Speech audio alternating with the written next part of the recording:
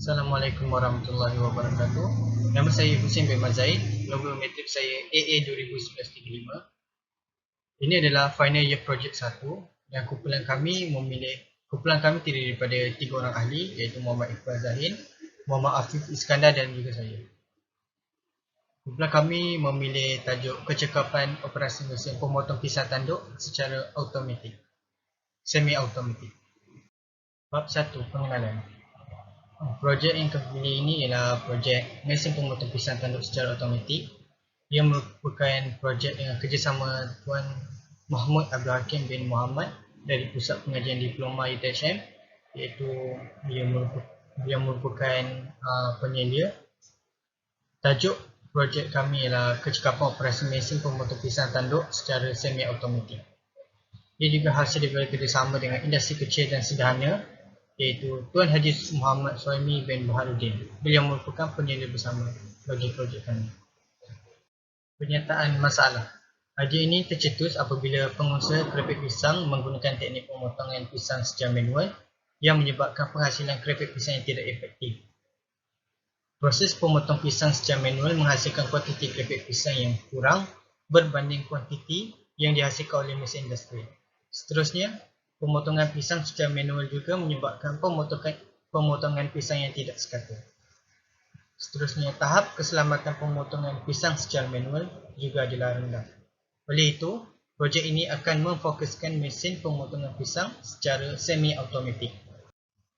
Objektif projek kami yang pertama adalah untuk mencipta mesin pemotong pisang yang efektif bagi penghasilan keripik pisang yang berkualiti. Yang kedua, untuk menjalankan pengujian terhadap kecekapan operasi dan keberkesanan terhadap mesin pemotong pisang tanduk. Yang ketiga adalah untuk mengenalpasti masalah dan keperluan pengusaha keripik pisang. Skop projek yang pertama, penciptaan mesin memfokuskan kepada perusahaan kecil dan sederhana (PKS). Yang kedua, memfokuskan kepada teknik pemotongan menggunakan motor dan bilah pemutar. Yang ketiga, membuat soal selidik terhadap pengusaha keripik pisang tanduk yang terlibat dalam IKS di daerah Muar, Berhad, Paguh, Keluang. Yang keempat, projek dihasilkan melalui simulasi menggunakan aplikasi seluler. Yang kelima, membuat uji kaji terhadap mesin pemotong pisang di Kundang Ulu Paguh. Kepentingan projek ini yang pertama boleh menghasilkan keripik yang lebih banyak dalam jangka masa yang lebih pendek. Yang kedua, mengurangkan risiko kecederaan terhadap pekerja. Yang ketiga, dapat menghasilkan mesin yang sesuai dan mesra pengguna.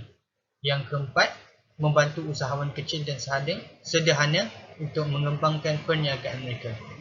Dan yang terakhir, menghasilkan mesin pemotong pisang dengan harga yang mampu milik. Assalamualaikum warahmatullahi wabarakatuh. Nama saya Muhammad Iqbal Zahin bin Arsam dan nombor matrik AA 2000796. Saya akan menerangkan tentang kajian literatur. Kajian proses penghasilan keripik pisang. Terdapat beberapa cara penghasilan keripik pisang. Yang pertama, memilih grade pisang yang terbaik. Pengusaha akan memilih grade pisang yang terbaik untuk dibuat menjadi keripik pisang. Yang kedua, proses mengupas pisang. Sebelum pisang dihiris menjadi keripik pisang, proses mengupas pisang akan dilakukan. Proses mengupas pisang biasanya hanya menggunakan tangan sahaja. Proses yang seterusnya ialah menghiris pisang. Pisang yang telah dikupas akan dihiris melalui dua cara, iaitu menggunakan mesin semi-automatik ataupun menggunakan kaedah manual. Menggunakan mesin semi-automatik ini akan menjadikan masa menghiris lebih singkat berbanding dengan cara manual. Secara tidak langsung, apabila menggunakan mesin penghiris ini, kuantiti dalam sehari ataupun sebulan akan lebih meningkat. Kuantiti penghirisan pisang akan lebih meningkat. Seterusnya, mencuci hirisan pisang. Pisang yang telah dihiris akan dicuci. Tetapi mencuci irisan pisang ini biasanya hanya dilakukan oleh cara manual sahaja. Proses yang terakhir iaitu menggoreng pisang. Sebelum ianya menjadi keripik pisang, irisan pisang akan digoreng dengan menggunakan minyak yang cukup. Salah satu cara ataupun tips untuk meningkatkan kesedapan keripik pisang ini iaitu dengan meletakkan sedikit air garam di dalam kuali semasa proses menggoreng. Seterusnya, kajian proses menghiris pisang. Menghiris pisang adalah kaedah pengurangan saiz yang melibatkan penggunaan daya pemotongan pada pisang dengan panduan mata pisau atau pisau. Kaedah yang popular untuk menghiris pisang untuk membuat keripik adalah dengan menggunakan mesin. Namun begitu, masih banyak industri kecil yang menggunakan cara manual untuk menghiris pisang. Bulat ketebalan untuk hirisan pisang adalah antara 1 mm hingga 3 mm jika menggunakan cara manual. Ketebalan akan berbeza bergantung pada alat atau mesin yang digunakan. Seterusnya, carian pattern. Ini merupakan gambar-gambar yang telah saya jumpai di sumber-sumber tertentu seperti internet, buku-buku dan lain-lain. Di sini terdapat beberapa gambar alatan manual ataupun mesin. Alatan yang biasa digunakan ialah gambar yang tengah, itu yang kedua, yang belah kanan. Itu alatan-alatan yang biasa digunakan oleh orang-orang yang menggunakan cara manual ini. Kajian literatur yang seterusnya ialah pembandingan produk tersedia. Produk yang pertama namanya Winerico Banana Slicer. Ia dibuat daripada China. Harga antara dalam 10 hingga 20 ringgit. Dimension 290, darab 70, darab 15. Berat alatan ini 0.025 kg. Material dibuat daripada food grade polypropylene. Operation dia secara manual. Produk yang kedua CF360 Versailles Banana Slicer. Ianya dibuat daripada China. Harga dalam RM10 hingga 20. Dimension 175, darab 40, darab 38. Berat 0.080 kg. Material 304 stainless steel and polypropylene. Dan operation secara manual. Untuk produk yang ketiga, Benrina Slicer. Ini dibuat daripada Jepun. Harga dalam RM30 hingga 100 ringgit. Dimension 320, darab 9, darab 35. Berat 0.38 kg. Material BPA plastik and stainless steel. Operasi secara manual. Produk keempat, Adjustable Stainless Steel Manual Cutting Machine. Ini dibuat daripada China. Anggaran harga RM500 hingga 1000. Dimension 360, darab 190, darab 430. Dan berat 8 kg. Material bahan stainless steel. Beroperasi secara manual. Produk yang kelima, Vegetable Cutter DQ180A. Ini diperbuat daripada Malaysia. Anggaran harga RM2000 hingga 3000. Dimension 400, darab 290, darab 570. Berat 25 kg. Material aluminium alloy and stainless steel. Operation semi-automatic. Power 250 watt. Kapasiti yang boleh dihasilkan dalam masa sejam 50 hingga 450 kg. Produk yang keenam, IFC 300 Banana Slicing Machine. Ia dibuat daripada China. Anggaran harga RM4000 hingga 6000. Dimension 540 darab 820 darab 1060. Berat 90 kg. Bahan stainless steel. Operation semi-automatic.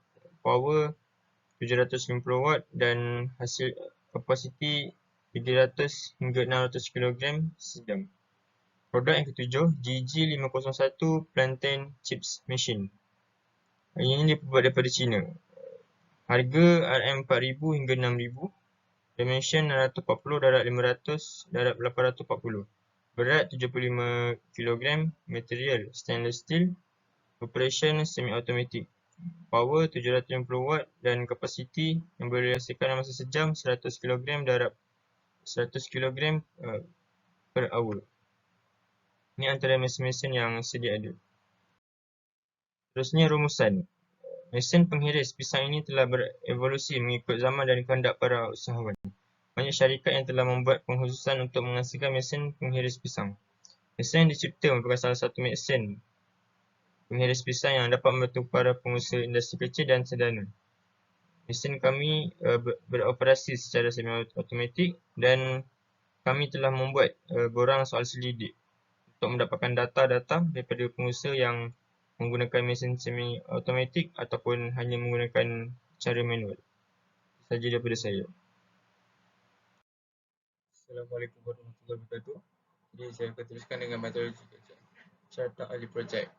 First, kita akan introduction, literature review, define problem, concept generation, gather information, evaluation of concept, product architecture, configuration design, parametric design, detail design, and final product. Seterusnya adalah konsep reka bentuk. Reka bentuk konsep adalah proses di mana perancangan dimulakan bahawa tujuan mencipta pelbagai penyelesaian yang dapat disajikan dan disampaikan kepada satu konsep yang terbaik. Peringkat dalam reka bentuk konsep ialah menentukan masalah, mengumpul maklumat, penjanaan konsep, penilaian konsep. Seterusnya adalah penjelmaan reka bentuk. Reka bentuk penjelmaan ialah fasa di mana pembangunan struktur berlaku. Dalam fasa reka bentuk inilah keputusan dibuat tentang kekuatan, pemilihan bahan, saiz, bentuk dan keserasian ruang. Terdapat 3 peringkat dalam reka bentuk penjelmaan: seni bina produk, konfigurasi reka bentuk parametrik. Seterusnya ialah reka bentuk terperinci, gambaran penuh sistem, sumber tenaga elektrik kepada motor operasi iaitu tenaga kinetik, berpindah kepada pisang berputar, terus ke pisang diiris secara automatik iaitu output. Seterusnya adalah peralatan. Ragu meja bagi memegang bahan kerja seperti gambaran besi dan lain-lain bertujuan untuk menggaji dan menegas. Seterusnya adalah cicik OL, mengukur jarak dan memena garisan lurus bersudut 90. Seterusnya pita pengukur bagi mengukur panjang dan dimensi alat. Seterusnya mesin pemotong bagi memotong bahan yang tebal dan kuat seperti keludi. Mesin gerudi meja bagi menebuk lubang pada keludi mengikut saiz bol. Dan terakhirlah mesin timpalan bagi menyatukan dua komponen menjadi satu menggunakan haba yang tinggi. Seterusnya adalah kaedah pengumpulan maklumat yang digunakan. Pengumpulan maklumat ini sangat penting untuk memulakan pembangunan mesin. Pengumpulan maklumat ini dilakukan bertujuan membuat atau bereka bentuk mesin mengikut langkah-langkah yang betul dan proses kerja dengan cekap dan tepat. Pengumpulan maklumat yang telah dibuat terdiri daripada 3 aspek iaitu melalui sumber bercetak, sumber internet dan juga soal sedik. Bagi sumber bercetak, antara maklumat yang didapati daripada sumber bercetak ialah daripada buku projek akhir sem lepas, buku di perpustakaan dan juga majalah. Sekalian naskah yang telah dikaji dapat banyak membantu untuk menghasilkan mesin. Seterusnya ialah sumber internet. Antara maklumat yang diperolehi daripada sumber internet ialah seperti blog, jurnal, pattern. Maklumat dari sumber tidak bercetak sedikit sebanyak membantu dalam menghasilkan laporan bagi mesin ini. Akhirnya ialah soal selidik. Pengumpulan data yang selanjutnya adalah hasil daripada borang soal selidik yang disediakan melalui platform Google Form. Google Form tersebut diagihkan kepada seluruh pengusaha grafik pisang sederhana (IKS) dan juga pengusaha grafik pisang secara kecil-kecilan. Berdasarkan respon-respon diperoleh, Berbagai idea dan penambahbaikan dapat dicetus untuk memantapkan lagi penghasilan manager ini serta dapat membantu pihak IKS. Seterusnya adalah carta ahli projek. Pertama, merancang tajuk untuk FYP, penyelaras meluluskan tajuk projek, merancang pelan projek, memilih reka bentuk, bahan dan kaedah yang sesuai, menyediakan bahan yang diperlukan, proses menghasilkan produk, melengkapkan laporan projek tamat. Seterusnya adalah cost analysis. Kos yang diperlukan untuk membeli bahan-bahan dan sedikit peralatan untuk menjayakan peminat ini. Jadual tersebut menerangkan tentang senarai bahan yang digunakan berserta dengan kos yang dalam projek ini. Pertama, motor. Kuantiti 1, spesifikasi 0.37 kW, harga 320. Seterusnya adalah tali sawat. Kuantiti 2, spesifikasi 2 meter, harga RM80. Seterusnya, bar berongga. Kuantiti 3, spesifikasi 5 kali 3 cm kali 2 meter, berharga RM40. Dan akhirnya adalah pelet peduli. Kuantiti 2, spesifikasi 1 mm kali 100 mm kali 1 meter, dan berharga RM40. Terakhir adalah ringkasan projek. Laporan ini adalah kemajuan untuk projek tahun akhir FYP. Ia terdiri daripada bab 1, 2 dan 3 daripada 5 bab dan laporan FYP. Bab pertama menerangkan tentang pengenalan projek. Bab 2, kajian terdahulu yang dikaji semula. Untuk bab 3, menerangkan tentang metodologi projek. Dan pada kerja akan datang, projek ini akan diteruskan dengan bab 4 dan 5 iaitu proses reka bentuk dan kesimpulan. Sekian, terima kasih.